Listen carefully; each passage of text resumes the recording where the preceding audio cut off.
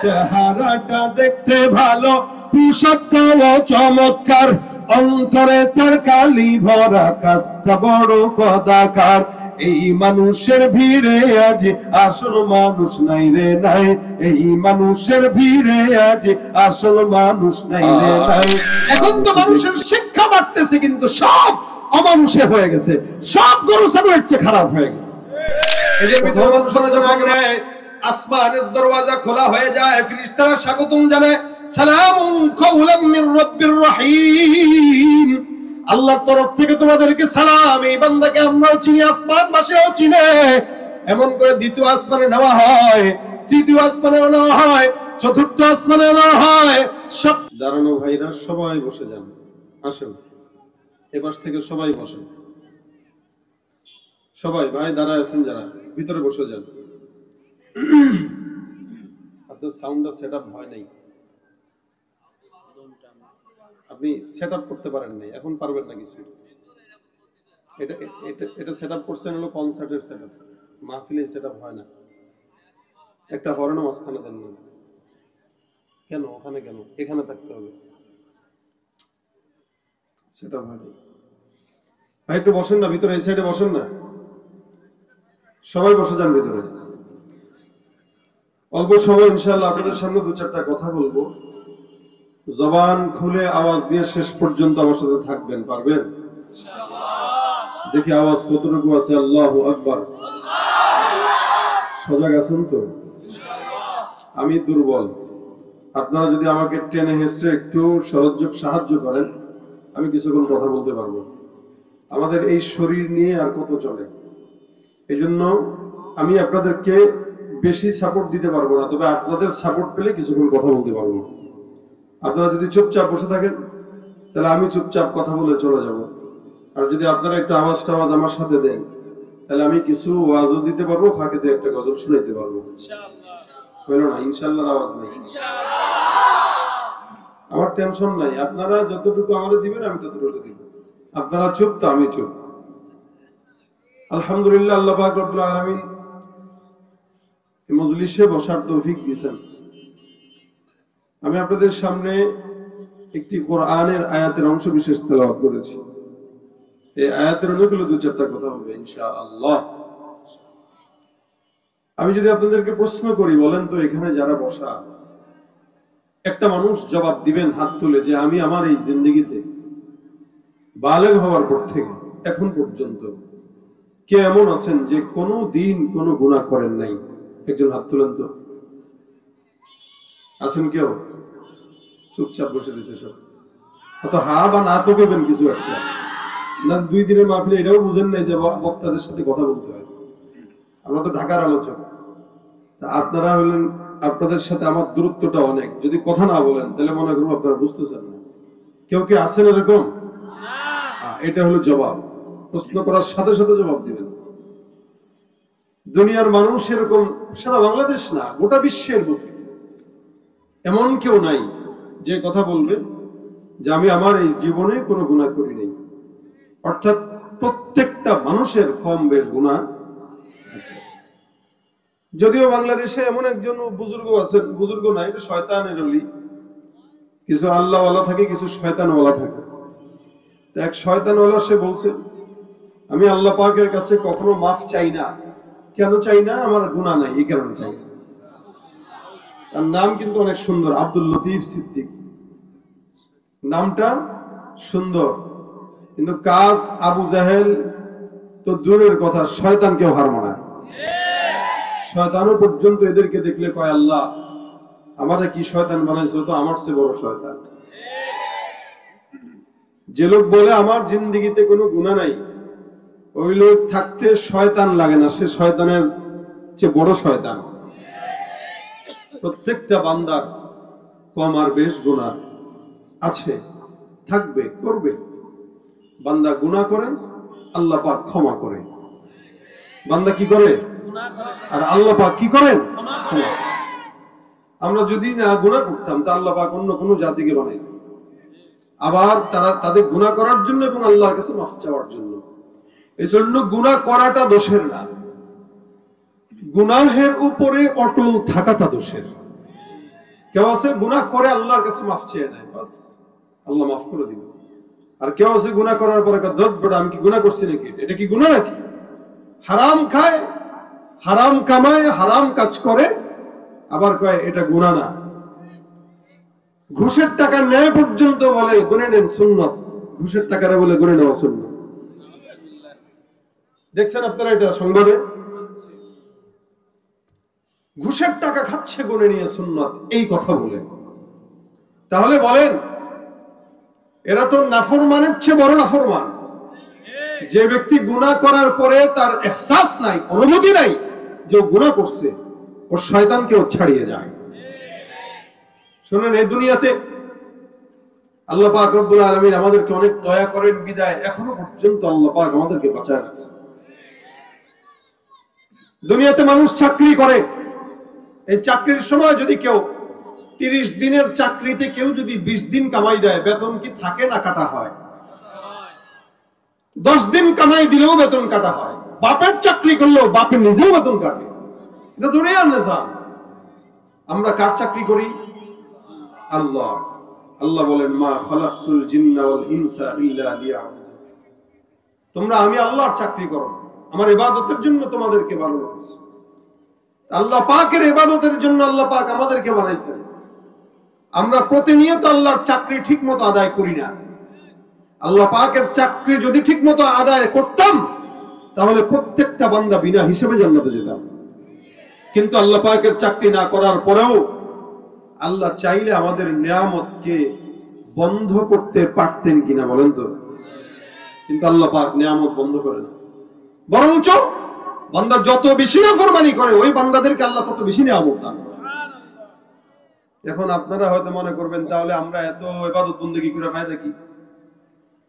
আল্লাহ মুনাফিকদেরকে, বেঈমানদেরকে এত বেশি নিয়ামত দেয়, তা আমরা করবো কেন? শুনেন, আল্লাহ পাক নিয়ামত তাদেরকে দেয়, কিন্তু এটা আল্লাহ পাক রব্বুল আলামিন তাদেরকে পরীক্ষা করার জন্য দেয়, দেখি বান্দার পরেও ভালো হয় কিনা। এজন্য কেউ যদি মনে করেন হারে রিকশা চালাই, ভ্যান চালাই, এরপরও আল্লাহ পাক রব্বুল আলামিনের পথে থাকি, এরপরও আল্লাহ যদি কিছু না দেয় তাহলে আল্লাহর পথে চলবো কেন? ভাই, আপনার জবাব আল্লাহর হাবিব সাল্লাল্লাহু আলাইহি ওয়াসাল্লাম ১৫০০ বছর আগে দিয়েছেন। নবী বলেন দুনিয়া সিজনুল মুমিন ওয়া জান্নাতুল কাফির। এই দুনিয়াটা মুমিনদের জন্য জেলখানা, বেঈমানদের জন্য জান্নাতের বালাখানা। তবে হ্যাঁ, একজন গরিব লোক ধনী লোকের ৫০০ বছর আগে জান্নাতে চলে যাবে। আল্লাহ পাক আপনাকে আমাকে মাঝে মাঝে কম দিলেও আল্লাহ পাক রব্বুল আলামিন ওটা জান্নাতে যায় পোষায় দেবে। তবে আল্লাহ যদি চাইতেন নাফরমান ব্যক্তি গুনাহ করার কারণে নিয়ামত বন্ধ করতে পারতেন। যেমন মনে করেন কেউ ফজরের নামাজ পড়বে না, আল্লাহ পাক চাইলে বান্দার সকালের নাস্তা গিলা বন্ধ করে দিতে পারতেন। যে ফজর পড়বে না ও নাস্তা গিলতে পারবে না, গলায় দরজা লেগে যাবে। জোহর পড়বে না তো দুপুরের খানা খেতে পারবে না। আসর পড়বে না তো বিকেল বেলা চা নাস্তা গিলতে পারবে না। মাগরিব পড়বে না, রাতের খাবার খেতে পারবে না। এশা পড়বে না তো চোখ দিয়া ঘুম আসবে না। আমি আল্লাহ সব বন্ধ করে দিলাম। চাইলে আল্লাহ পাক নিয়ামত গুলা বন্ধ করতে পারেন কিনা? এই যে 24 ঘন্টা আল্লাহ পাকের শ্বাস প্রশ্বাস গ্রহণ করি। করোনার সময় আমাদের এক বন্ধু মা হাসপাতালে ভর্তি ছিল। আমাদেরকে বলেছিল যে আমার মায়ের প্রত্যেক ঘন্টায় অক্সিজেনের বিল, 3 দিন ছিলেন হাসপাতালে, এই 3 দিনে আমাদেরকে প্রত্যেক ঘন্টায় ৬৫,০০০ টাকা করে অক্সিজেন বিল দেওয়া লাগছে। কত টাকা? ৬৫,০০০ টাকা। একটা মানুষ যদি 1 ঘন্টার বিল দেয় তা ৭২ ঘন্টায় কতগুলো টাকা? ৭২ ঘন্টায় কতগুলো টাকা? তা একটা মানুষ 3 দিন এই আল্লাহ পাকের দেয়া অক্সিজেন নিতে পারে না, কৃত্রিম অক্সিজেন দিয়ে তাকে বাঁচাইতে হয়, তাও ঘন্টায় ৬৫,০০০ টাকা বিল। বান্দারও যদি আল্লাহ পাক বিল সিস্টেম চালু করতো যে তুমি নিঃশ্বাস গ্রহণ করলেই বিল দেওয়া লাগবে, 10 বছর না 1 বছর বাঁচার ক্ষমতা আমাদের থাকতো না, 1 মাসও বাঁচার ক্ষমতা আমাদের থাকতো না, এমনকি 1 সপ্তাহ বাঁচার ক্ষমতা আমাদের থাকতো না। কেন? আমরা 1 সপ্তাহের মাথায় সমস্ত বাড়ি ভিটা বিক্রি করে ফকির হওয়া, পরে অবশেষে আল্লাহর কাছে বলতাম আল্লাহ এই বাঁচাচ্ছে না বাঁচাই ভালো। টাকা দিয়ে কয়দিন বাঁচা যায়? কিন্তু আল্লাহ পাক প্রতিনিয়ত দয়া করেন, মায়া করেন। এই জন্য আল্লাহ পাক রব্বুল আলামিনের এই দয়া আর মায়ার অবশ্যই গুরুত্ব দেওয়া দরকার। যিনি যাকে ভালোবাসেন, ভালোবাসার গুরুত্ব না দিলে ভালোবাসার মর্যাদা থাকে না। আল্লাহ পাক আমাদেরকে ভালোবাসেন, বান্দা যদি গুরুত্ব না দেয় তা আল্লাহ পাক ওই ভালোবাসার মর্যাদা রাখেন না। এই জন্য বান্দা গুনাহ করুক, আপত্তি নাই, কিন্তু গুনাহের পরে আল্লাহ পাকের কাছে যেন তওবা করে। এই দুনিয়াতে সব মানুষ গুনাহগার, তবে হ্যাঁ, নবীরা ছাড়া। সাহাবীদেরকে আল্লাহ পাক মাফ করে দিয়েছেন, প্রত্যেকটা নবী রাসূল মাসুম। আর সাহাবা আজমাইন, এদেরকে আল্লাহ পাক রব্বুল আলামিন ক্ষমা করে দিয়েছেন, রাদিয়াল্লাহু আনহুম ওয়া রাদু আন। এই কথা বলে আল্লাহ তাদের উপরে সন্তুষ্ট, তারাও আল্লাহ পাকের উপরে সন্তুষ্ট। সুবহানাল্লাহ। আস্তে করেন, কালকে করেন। মানে বুঝেন, আল্লাহ পাক তাদের উপরে খুশি, মানে আল্লাহ তাদের উপরে আর কোনো অবজেকশন নেই, এবং তারাও আল্লাহ পাকের উপরে এমন সন্তুষ্ট যে আল্লাহ পাকের উপরে তাদের কোনো আর অবজেকশন নেই। আমরা কি আল্লাহ পাকের উপরে খুশি? বুঝা করেন না। আপনারা বলতেছেন খুশি, কিন্তু ব্যবসায় একটু লস হইলে কাহারে আল্লাহ খালি আমারই দেখছে। কেউ বুঝে না এরা কথা, এরা কথাই বুঝে না। আমার কথা বুঝেন, ঘরের টিম বুঝেন। ব্যবসায় একটু কম হয়, দোকানপাটে একটু ব্যবসা কম হয়, একটু বিপদে মুসিবতে পড়লো, একটু বিবি অসুস্থ হইলো, সন্তান অসুস্থ হইলো, হুট করে আল্লাহ পাককে বলে ফেলে, আল্লাহ তুমি কি খালি আমারই দেখছো? তাহলে বলেন, সে কি আল্লাহ পাকের উপরে সন্তুষ্ট? যদি সে সন্তুষ্ট হইতো, বলতো আল্লাহ তুমি আমার উপরে যেমনে সন্তুষ্ট আমিও সেমনে সন্তুষ্ট। এজন্য ভাইরা আমার, আল্লাহ পাক বলেন রাদিয়াল্লাহু আনহুম ওয়া রাদু আন, তারাও খুশি আমিও খুশি। সাহাবা আজমাইন হাজার বিপদে পড়লেও আল্লাহ পাকের উপরে সন্তুষ্ট ছিলেন। হযরত তালহা রাদিয়াল্লাহু তাআলা আনহু, ওনার একটা সন্তান ছিল, ছোট বাচ্চা। যে বাচ্চা অসুস্থ, হঠাৎ করে অসুস্থ বাচ্চা বেশ কিছুদিন অসুস্থ থাকার পরে জমিন থেকে বিদায় হয়ে গেছে, ইন্তেকাল হয়ে গেছে। ছোট মানুষ, নবী করিম সাল্লাল্লাহু আলাইহি ওয়াসাল্লাম খুব মহব্বত করতেন।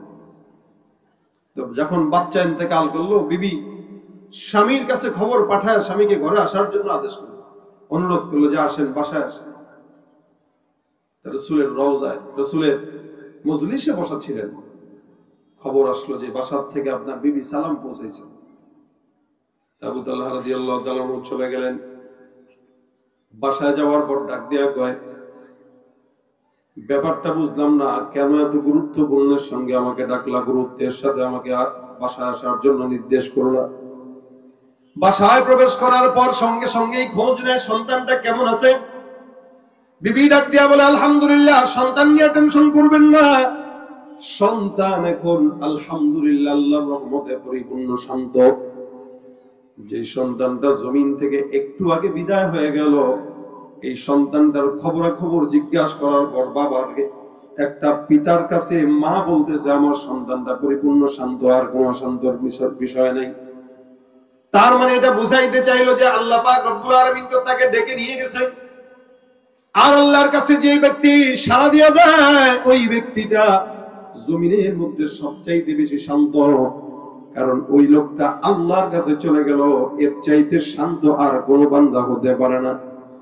বিবিটা শান্ত বলে স্বামীকে বলতেছেন, টেনশন নিয়েন না, সন্তান আমার ঘরে ঘুমায় আছে, চির ঘুমায় আছে, আমার সন্তান এখন পরিপূর্ণ শান্ত, আপনি বিশ্রাম নেন।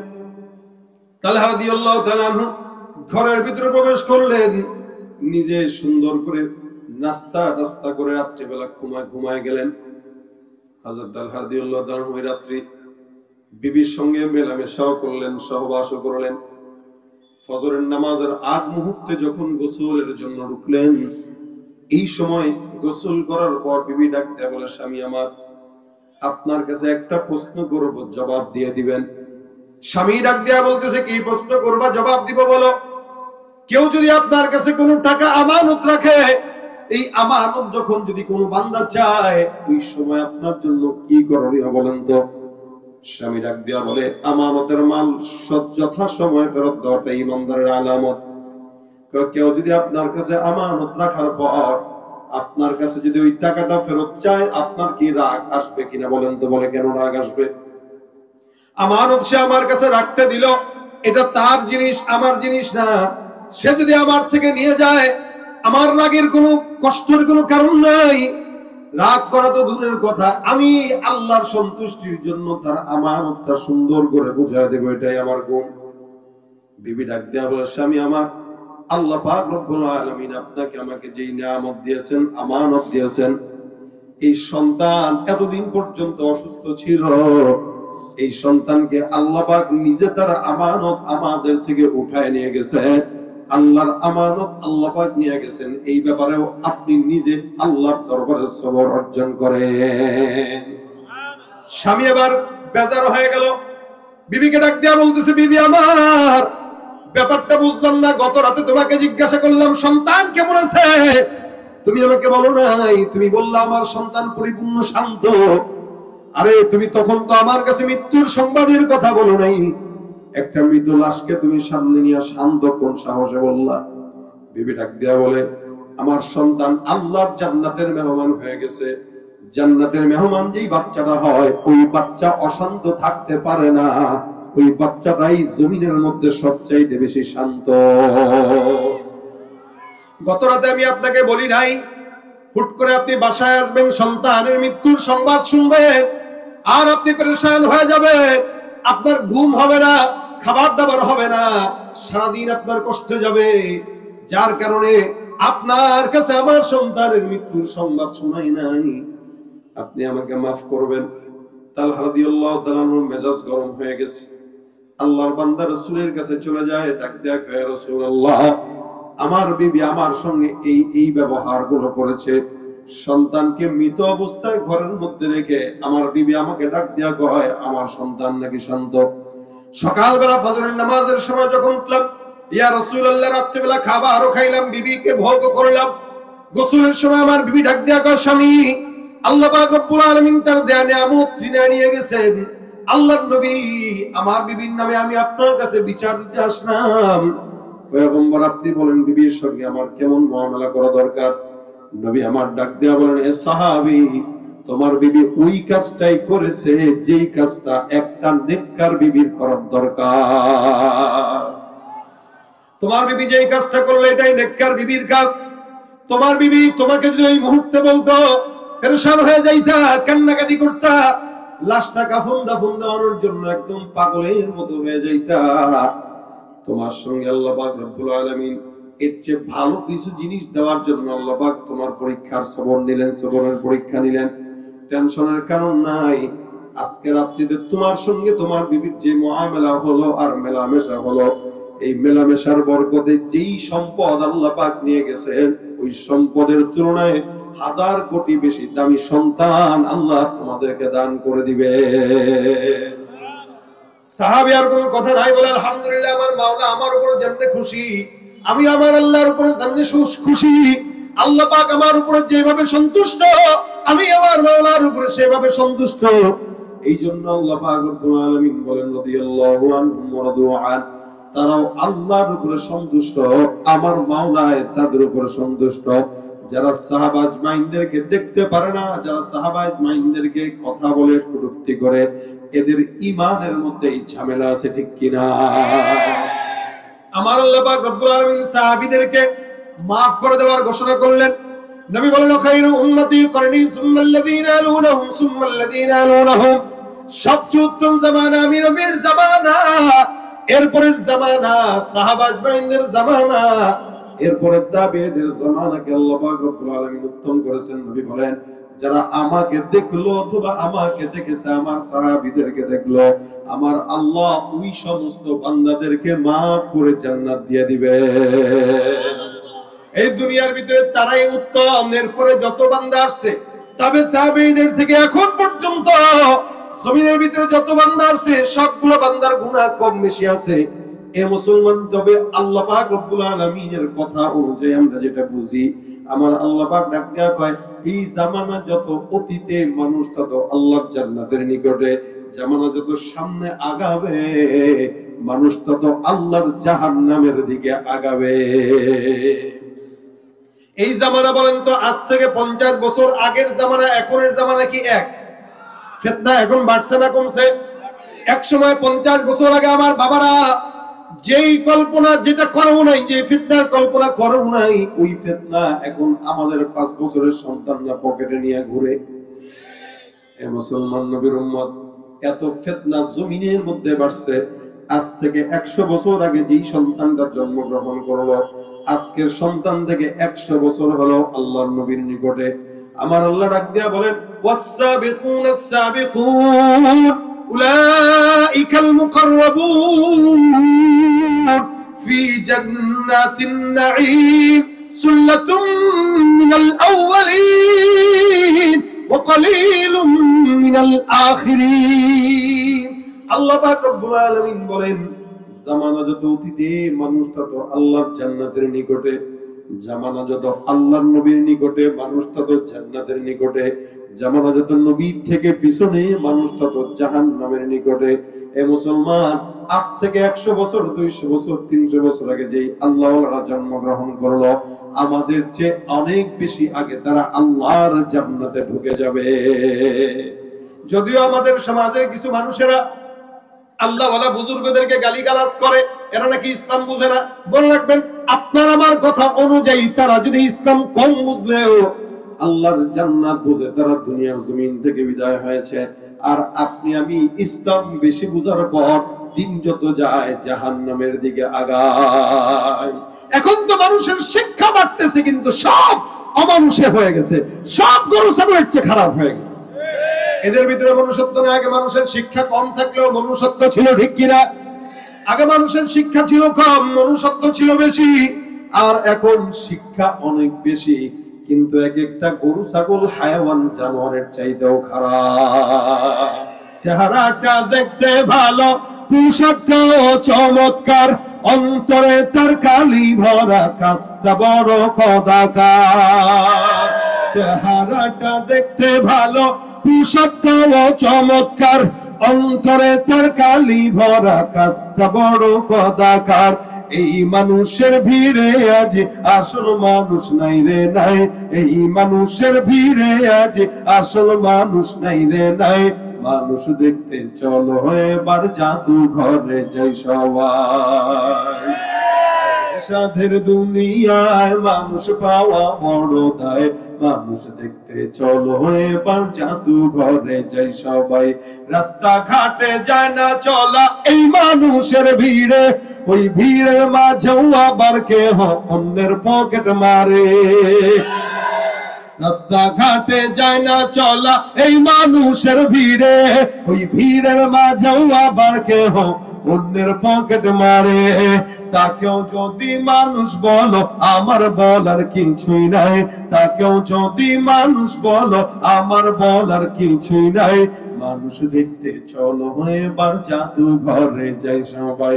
হায় রে সাধের দুনিয়ায় মানুষ পাওয়া বড় দায়, মানুষ দেখতে চলো এবার জাদু ঘরে যাই সবাই। শিক্ষার জোরে ডিগ্রির ভারে সাহেবের মাজা বাঁকা, মুস্কি হেসে সব অফিসে নেয় যে ঘুষের টাকা।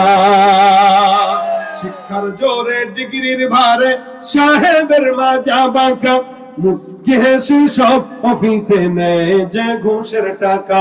শিক্ষিত এই অমানুষদের দেশে তো আজ অভাব নাই, শিক্ষিত এই অমানুষদের দেশে তো আজ অভাব নাই। মানুষ দেখতে চলো এবার জাদু ঘরে যাই সবাই। চেহারা সুরাতে মানুষের মতো দেখা যায়, কিন্তু আল্লাহ পাক রব্বুল আলামিন বলেন, লাহুম কুলুবুল লা ইয়াফকাহুনা বিহা ওয়া লাহুম আ'য়ুনুল লা ইউবসিরুনা বিহা ওয়া লাহুম আযানুল লা ইয়াসমাউনা বিহা উলাইকা কাল আনআমি বাল হুম আদাল উলাইকা হুমুল গাফিলুন। আমার আল্লাহ পাক রব্বুল আলামিন বলেন, কিছু কিছু বান্দারা গুনাহ করতে করতে এমন হাল হতে চলে যাবে, বান্দার কলব থাকলেও বান্দা বুঝবে না, চক্ষু থাকলেও দেখবে না, আর কান থাকলেও শুনবে না। আমার আল্লাহ ডাক দিয়া কয়, এগুলো সব হালত হলো, সবগুলা হলো পশুর মতো, জানোয়ারের মতো, হায়াওয়ানের মতো। না না, বরং পশুর চাইতেও খারাপ। তার মানে বান্দারা জামানা যত সামনের দিকে আগাইতেছে, মানুষ হায়াওয়ানের মতো হয়ে যাচ্ছে, তার চাইতেও খারাপ হয়ে যাচ্ছে।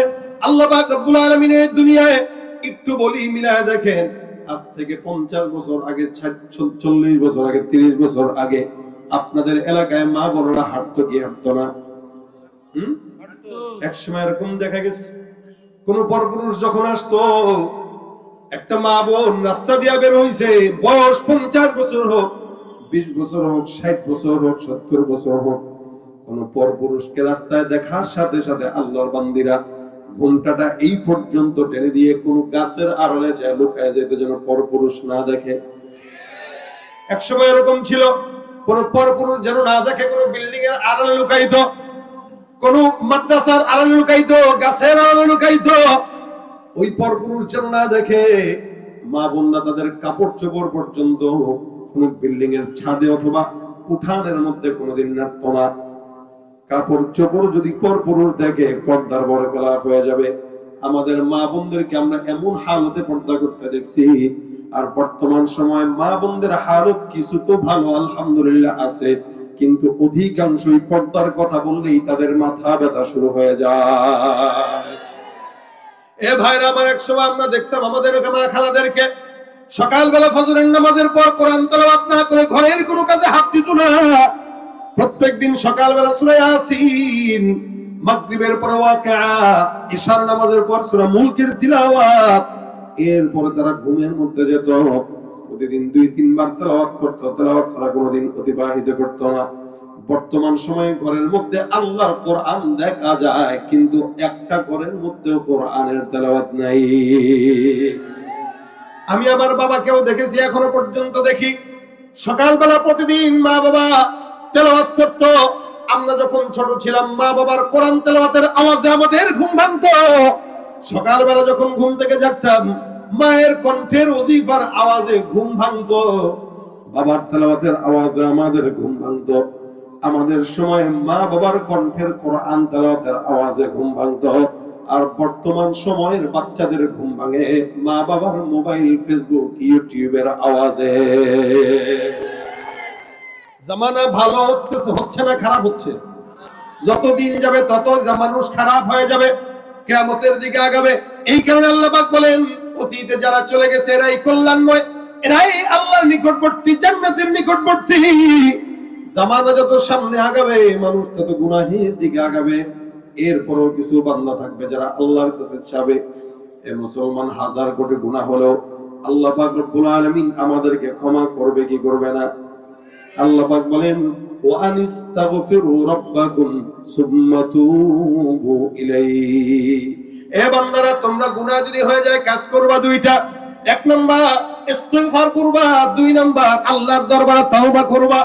এই দুইটা কাজ যদি কোনো বান্দা করে, আমি আল্লাহ পাক রব্বুল আলামিন ঘোষণা করলাম, ইউমাত্তিউকুম মাতাআন হাসানান ইলা আজালিন মুসাম্মা।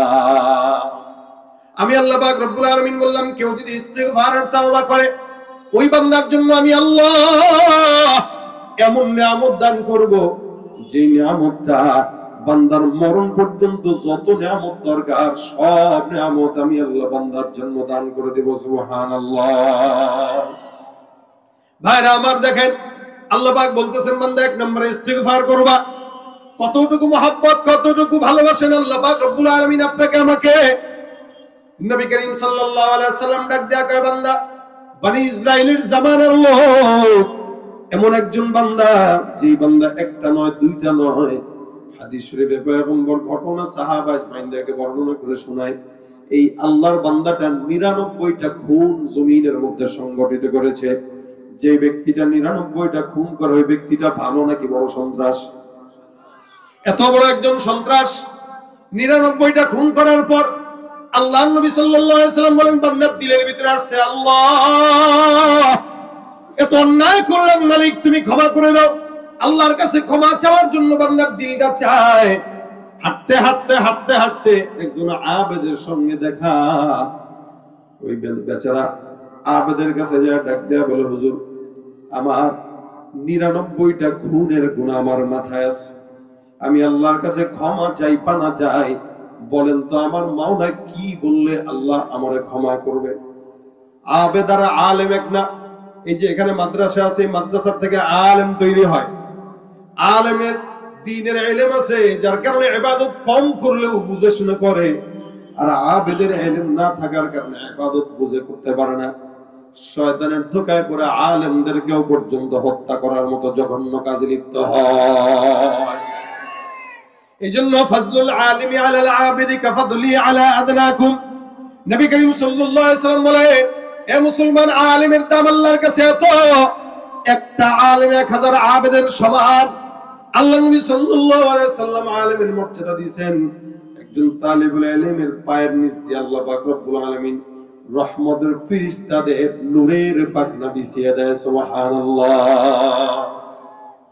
এই আল্লাহর বান্দাটা 99টা খুন করলো, আবেদের কাছে গেল।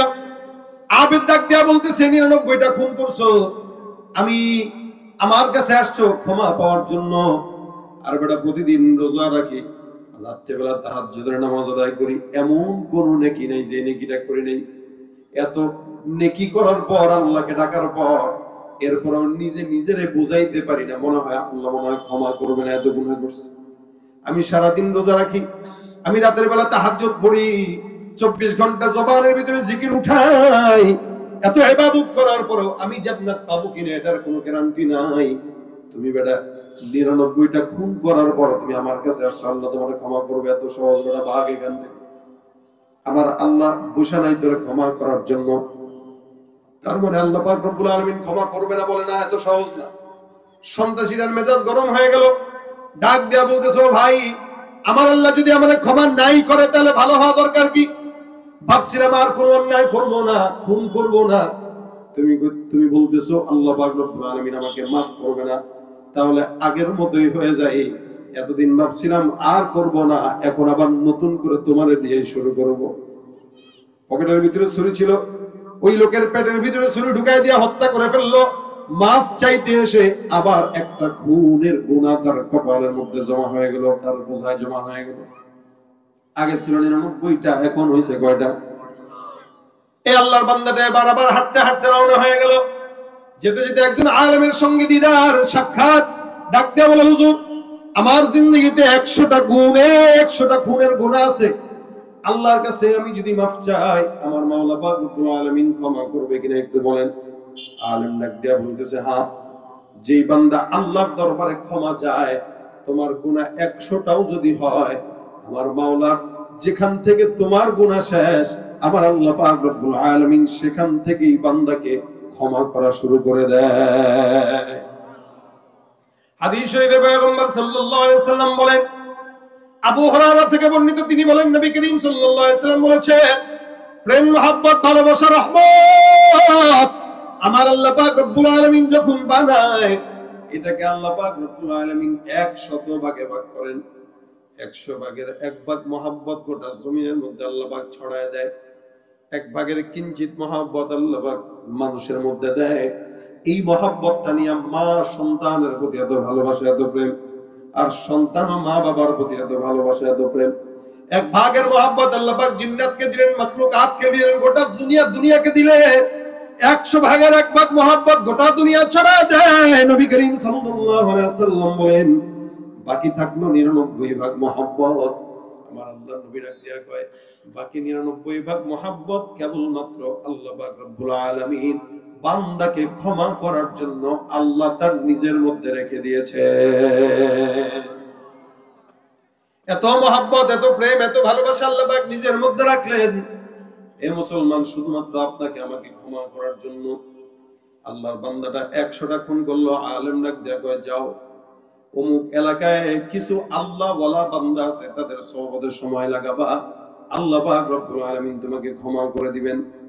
আল্লাহর বান্দা বাসার থেকে গোসল করলো, তওবার নিয়ত করে ফেললো, নিয়ত করে রওনা হয়ে গেল। মনে করেন উদাহরণস্বরূপ এখান থেকে ঢাকা 150 কিলো বা 150 কিলো বা 200 কিলোমিটার রাস্তা। আল্লাহর বান্দা এখান থেকে ঢাকা পর্যন্ত তবে 200 কিলো রাস্তা।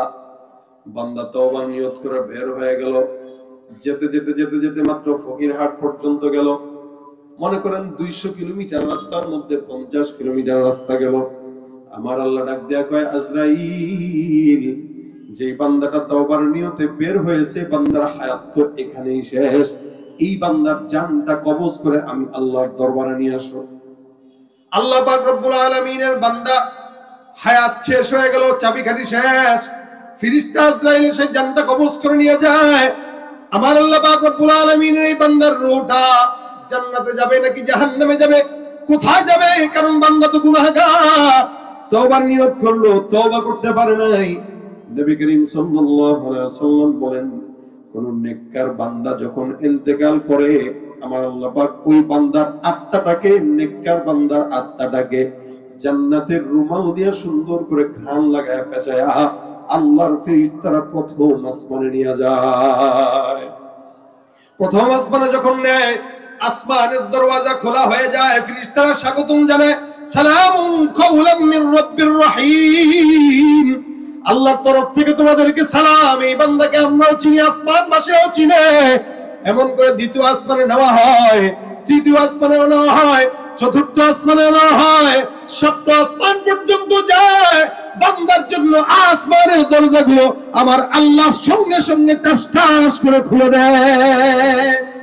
দরজা যখন খোলা হয়ে যায়, আল্লাহ পাক ডাক দিয়া কয়, এই বান্দার নেককার ফেরেশতারা এই বান্দার রূহটাকে ইল্লিয়িনের মধ্যে ছেড়ে দাও।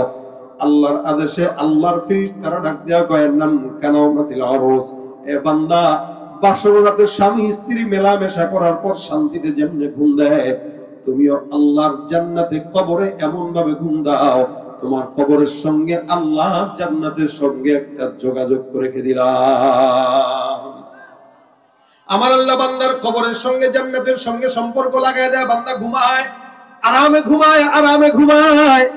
আর যখন বান্দা বদকার হয়, বান্দার আত্মাটা গন্ধ দুর্গন্ধ ছড়ায়, আসমানে নেওয়া হয়। আল্লাহর ফেরেশতারা ডাক দিয়া কয়, এই বান্দার আত্মাটা বড়ই দুর্গন্ধ, তাকে আমরা চিনি না, তার জন্য আসমানের দরজা খোলা হবে না।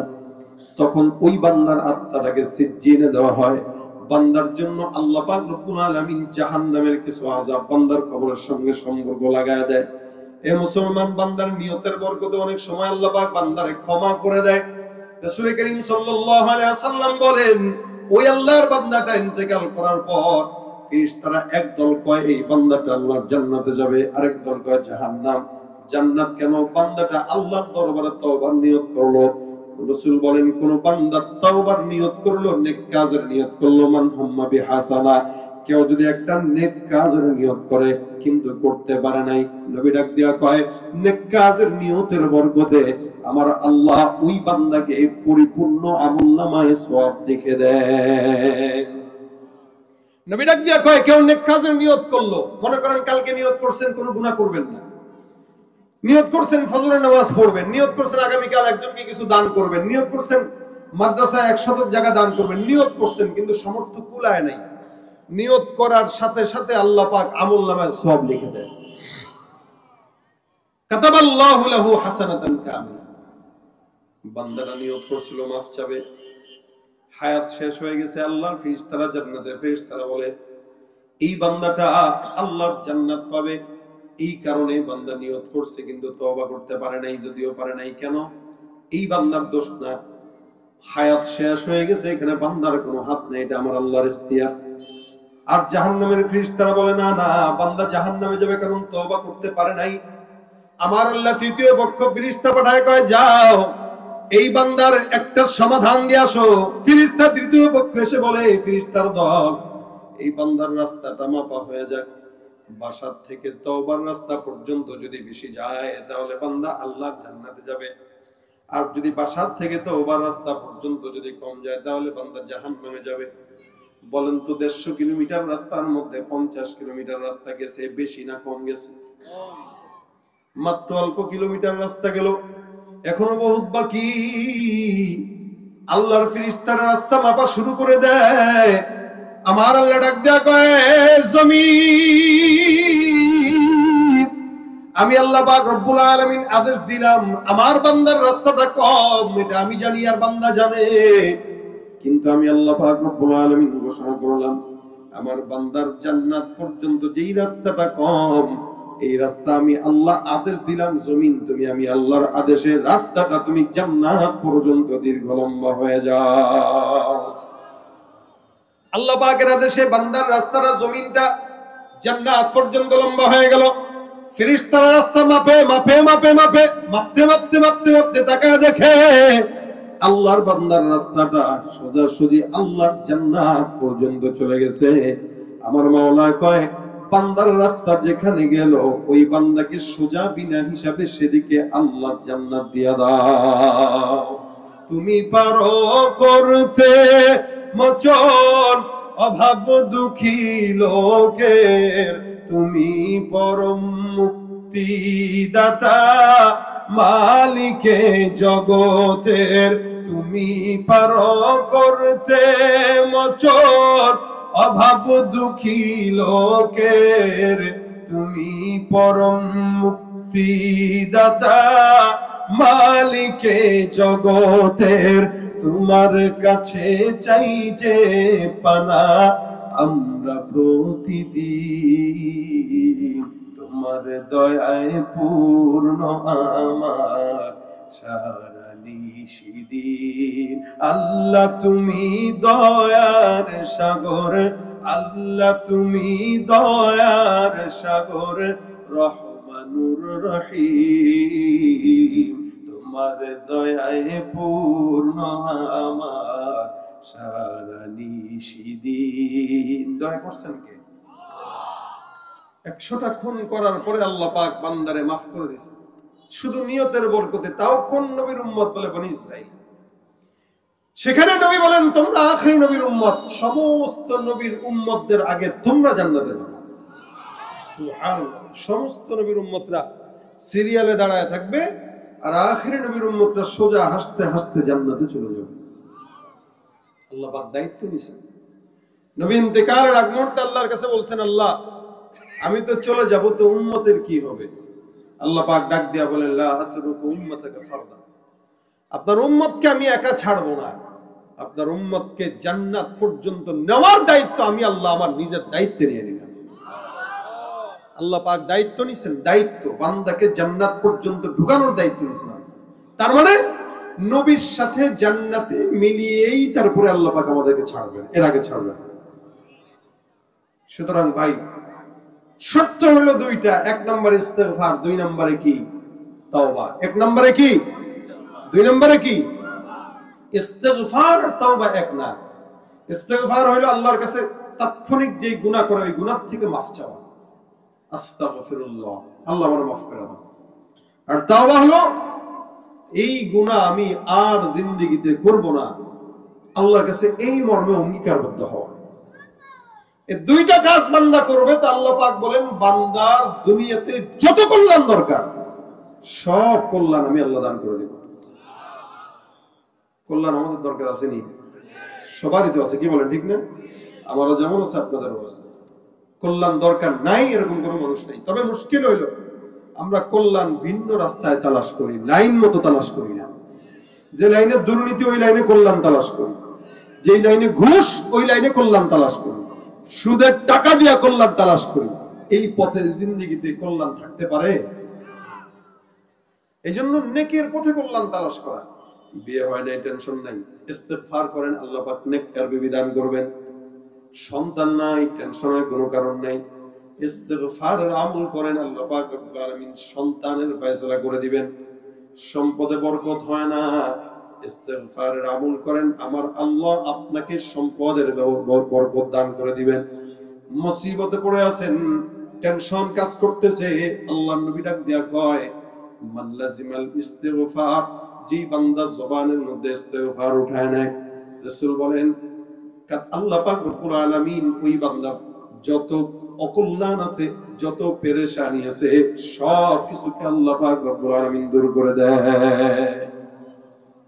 মান লাজিমাল ইস্তিগফার জাআলাল্লাহু লাহু মিন কুল্লি হাম্মিন ফারাজা। নবী ডাক দিয়া বলে যত পেরেশানি থাকুক না কেন, যত দুশ্চিন্তা থাকুক না কেন, সংসার নিয়ে অথবা সবকিছু নিয়ে আল্লাহর নবী বলেন সব দূর করে দিবেন। চাকরি হয় না, এমন রাস্তা যদি সংকীর্ণ থাকে, ইস্তিগফারের বদৌলতে আল্লাহ পাক চাকরির ফয়সালা করে দিবেন। সুবহানাল্লাহ। এই মুসলমান নবীর উম্মত আমরা তো এখন ইস্তিগফার আল্লাহর জিকির জবান উঠাইতে পারি না। চায়ের দোকানে বসে বসে এলাকার চেয়ারম্যান, মেম্বার অথবা হুজুর, মসজিদের মাদ্রাসা অথবা মুতামিম অথবা খতিব কি করছে, 24 ঘন্টা অন্যের দোষ নিয়ে তালাশ করার মধ্যে মগ্ন। কে কি করলো? ওই যে আগে বললাম, গুনাহ করেন নাই হাত তুলেন, কেউ হাত তুলতে পারলেন না। নিজেরা গুনাহ করি, কিন্তু নিজের গুনাহের পর্যালোচনা থেকে অন্যের গুনাহ নিয়ে পর্যালোচনা করতে বেশি পছন্দ করি। চায়ের দোকানে বসে বসে কে কি করলো না করলো এই নিয়ে টেনশন। ছোট্ট এক একটা এলাকার চায়ের দোকান, এক একটা সংসদ। এই সংসদের স্পিকার হলো চাওয়ালা, চা বিক্রেতা, আর 4-5 জন এমপি পরিষদ থাকে, মন্ত্রী পরিষদ থাকে। এরা বসে বসে সিগারেট টানে আর কে কি করলো ওই দোষ নিয়ে চর্চা করে। জবান এই খাতে ব্যয় না করে ইস্তেগফারের খাতে ব্যয় করেন, দুনিয়ার সব কিছুকে আল্লাহ পাক রব্বুল আলামিন সুন্দর করে দিবেন। আর গীবত করবেন, নিজের কপাল নিজে খুঁড়বেন, নিজের কবর নিজে খুঁড়বেন, নিজের আমল নিজে নষ্ট করবেন। আপনার লস, আমার লাভ। আপনি আমার গীবত করলে আমার লাভ। হ্যাঁ, সাময়িক সময় লস হইতে পারে, কি আমার বদনাম করলে বা এলাকার কারো বদনাম করলেন, হয়তো এলাকার 2-4 জন মানুষের সামনে তারা খারাপ বানাইতে পারলেন, এতটুকুই পারবেন। কিন্তু আপনার গোপন নেকিগুলা এরা নিয়ে এরা বিনা হিসেবে জান্নাতি হয়ে যাবে, আর আপনি জাহান্নামের দরজায় যা টোকা দিবেন। এজন্য যখন সময় হয় জবান দিয়া আস্তাগফিরুল্লাহ আস্তাগফিরুল্লাহ। রাজি আছেন ইনশাআল্লাহ? হাসান বসরি রাহমাতুল্লাহ আলাইহি একদিন কোন একটা মজলিসের ভিতরে বসা, একজন আল্লাহর বান্দা ঢুকলো, ঢুকে ডাক দিয়া বলতেছে, হুজুর আমার এমন কোন গুনাহ নাই যেই গুনাহ আমি আমার জিন্দেগিতে করি নাই। ছোট্ট একটা আমল দেন যে আমলের কারণে আল্লাহ পাক আমার সব গুনাহ মাফ করে দিবেন। হাসান বসরি রাহমাতুল্লাহ আলাইহি কয়, যাও যাও বেশি বেশি জবান দিয়া পড়বা আস্তাগফিরুল্লাহ, বলেন না? 2 নম্বরে আরেকজন আল্লাহর বান্দা ঢুকলো, ঢুকে ডাক দিয়া বলতেছে, হুজুর আমাদের এলাকায় দুর্ভিক্ষ বৃষ্টি হয় না, এমন একটা আমল দেন যে আমলের কারণে আল্লাহ পাক আসমান থেকে বৃষ্টির ফয়সালা করে দিবেন। হাসান বসরি বলেন, যাও বেশি বেশি পড়ো আস্তাগফিরুল্লাহ। প্রথম জন আসলো কি নিয়ে? বলে গুনাহ মাফ করার জন্য। দ্বিতীয় জন আসলো কি নিয়ে? বলে আল্লাহর কাছে আসমান থেকে বৃষ্টি আসার জন্য। তৃতীয় আরেকজন আল্লাহর বান্দা ঢুকছে, ঢুকে ডাক দেয়া বলে, হুজুর আমার সম্পদের অভাব, এমন একটা আমল দেন যে আমলের কারণে আল্লাহ পাক আমাকে সম্পদ দান করবেন। হাসান বসরি বলেন, যাও যাও বেশি বেশি পড়ো আস্তাগফিরুল্লাহ। 4 নম্বরে একজন বান্দা আসলো, ডাক দেখা, হুজুর আমার এক সন্তান হয় না, আমার ছোট্ট একটা আমল দেন যে আমলের কারণে আল্লাহ পাক আমাকে সন্তান দান করবে। হাসান বসরি রাহমাতুল্লাহ আলাইহি বলেন, যাও যাও বেশি বেশি জবান দিয়া পড়ো আস্তাগফিরুল্লাহ। হাসান বসরি রাহমাতুল্লাহ আলাইহি এই আমলটা এই বান্দাও নিল। কিন্তু মুশকিল হলো আমাদের সমাজে এমন কিছু বেআকলের দল আছে যাদের সন্তান না হইলে সোজা খাজা বাবার দরবারে মাজারে চলে যায়। সন্তান দেনওয়ালা কে? আল্লাহ। জোরে বলেন না কে? বিবির কাছে বউ নিয়া যদি কোন হুজুর ফু দিয়া দেন, কই ফু দিবে বিবিরে? ফু আল্লাহ পাক রব্বুল আলামিন একজনকে দিছিলেন, ঈসা ইবনে মারইয়াম। ঈসা ইবনে মারইয়ামকে আল্লাহ পাক ফু দিয়া বাচ্চা হইছে। জিবরিল আমিন এখানে এসে ফু দিছে, কই তোমার সন্তান আছে গর্ভে। ভাই কয় কি? বিয়ে শাদী কিছু করেন, আমি ছোট মানুষ। আল্লাহ পাকের এটাই ইচ্ছা, কেউ জিজ্ঞাসা করলে বলবা আমি রোজা রাখছি। কথার রোজা, কথা বলবা না। রোজা বিভিন্ন রকমের সময় বিভিন্ন রকমের ছিল, এটা হলো কথার রোজা, যে আমি রোজা রাখছি মানে কারোর সাথে কথা বলবো। আল্লাহ পাক ঈসা ইবনে মারইয়ামকে ফু দিয়া বাচ্চা হয়েছে। এই দুনিয়াতে এমন কোন বাপের সামর্থ্য নেই যে ফু দিয়া কারো বাচ্চা হবে। সুতরাং কোন মাজারে যাওয়া যাবে, বাবার কাছে সন্তান যাওয়া যাবে? পীরগিরি আর মাজার পূজা চলছে দেশটা জুড়িয়া, শিরকি আর ভণ্ডামিতে দেশটা গেছে ভরিয়া।